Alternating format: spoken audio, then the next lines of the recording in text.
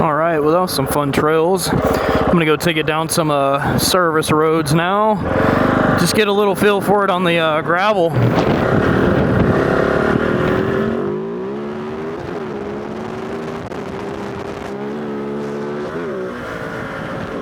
Alright, what's up everybody? So I just wanted to kind of do a little bit of voiceover on this video and give you guys some of my thoughts on the Kove 450 Rally that I just purchased. This specific bike is a 2024 model.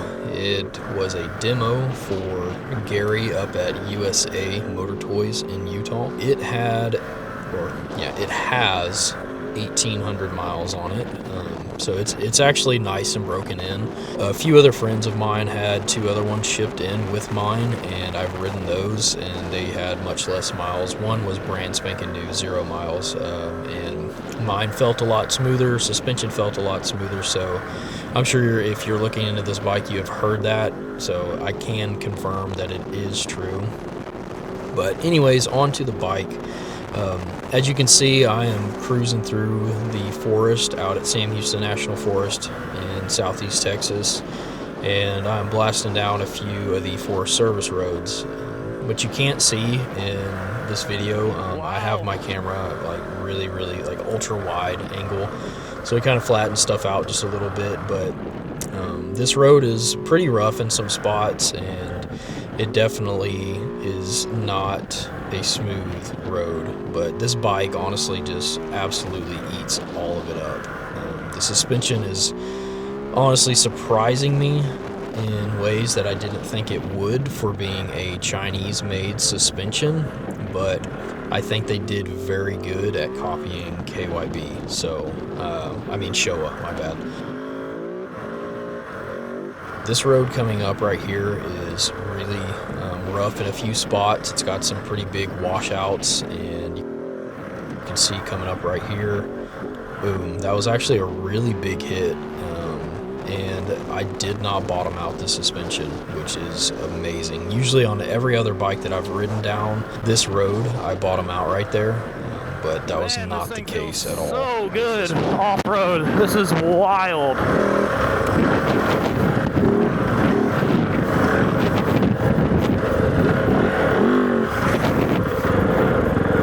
Oh, not a road. Huh. Man. Well, I'm not looking to get in trouble with Forest Service, so let me just turn around. Man, this thing really just, it does beg you to ride it, we'll say spirited. It absolutely wants you to just ride it freaking pinned the whole time, which is so much fun. And it's so smooth. I mean, it's ridiculously smooth. Well, that probably does it for me. I think I might turn her around. I might find myself a little trail to get on here. Yeah, we'll take this trail section back.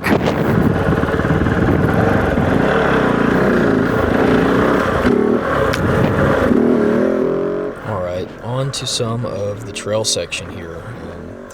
This is a trail called Zebra out in the Sam Houston National Forest. It's a mixture of some red clay and sand, as you can see, and the Kove, like, again, honestly surprised me. The suspension is really good. If you're pushing the bike and really riding it hard, the suspension's really good. I can definitely see where some people are coming from when they say that it's stiff, but I do not find that it is stiff when you are riding it aggressively. The only time I ever find that it is stiff is on really small bumps on a dirt road or a road, which can be fixed with some simple changes to your mid-valve. So it's not too big of a deal for me. It's not anything that I would fault the bike on. And just to put things into perspective here, I do have a full 8 gallons of fuel in this bike as I'm going through these trails. I wanted to see how the bike felt with all 8 gallons in it. If I do race this bike, which I probably am, I'm going to do some of the local series here. on this bike. I'm probably only going to fill up maybe just the 2 front tanks, maybe just one of the front tanks for the motos that we do here. But that being said, this video is with a full 8 gallons on the bike, and it handled all of this stuff really well. As you can see, it's not having any issues with it. And honestly, I don't believe I bottomed out this bike one time since I was on these trails. And earlier I was riding with a group of guys that were pretty much all on enduro bikes. There was one guy on a dual sport, but all the other bikes were enduro bikes, purpose built, you know, KTMs, all that kind of good stuff. And I had pretty much no issues keeping up with these guys on this bike. It handled everything really well. It carries its weight really well, being that the tanks are so low on it.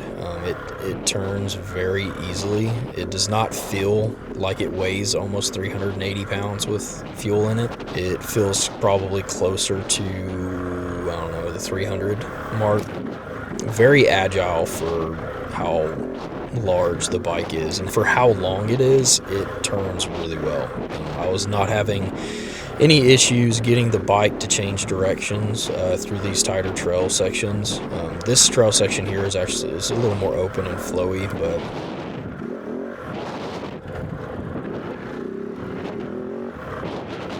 yeah, and there's some of the whoops right there, and that's one thing I will say about this bike is it handles whoops actually really well.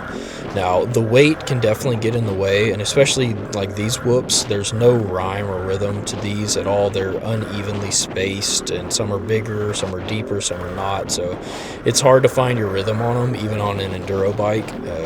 But this bike honestly handled it really well. But yeah, so those are just some of my thoughts on this bike as an enduro bike, which it's not at all an enduro bike, but as you can see, it can handle that kind of stuff. But yeah, I'll shut up and I'll let you guys enjoy me struggling on the rally bike on some enduro trails. Peace.